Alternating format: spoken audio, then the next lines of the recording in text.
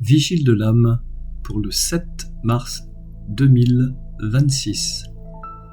Luc au chapitre 15, versets 1 à 32.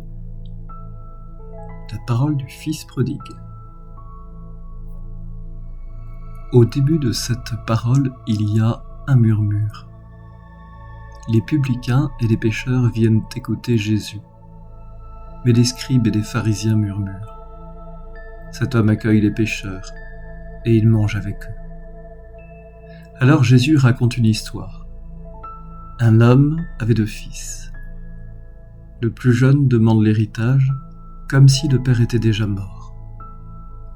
Il part. Il s'éloigne, toujours plus loin, dans un pays lointain où tout semble possible.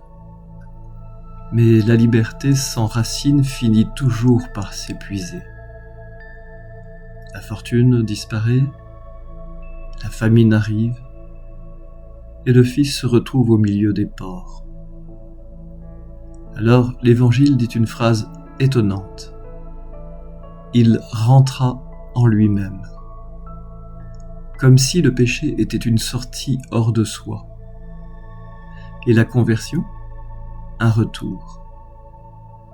Dans ce silence intérieur, un souvenir apparaît. La maison du Père, le pain, la lumière. Alors, il se relève. Je me lèverai, j'irai vers mon Père. Mais pendant qu'il marche, encore, au loin, le Père l'aperçoit. Il court. Il se jette à son cou.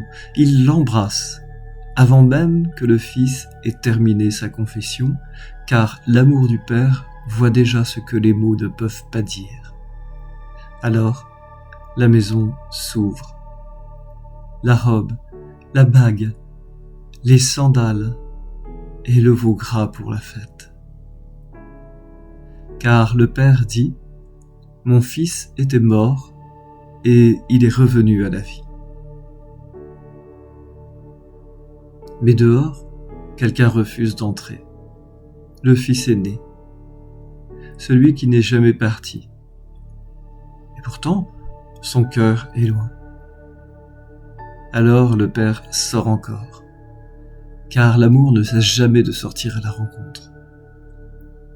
Et la parabole s'arrête là, comme une question suspendue. Entrerons-nous dans la joie de Dieu lorsqu'un frère revient à la vie ? Amen.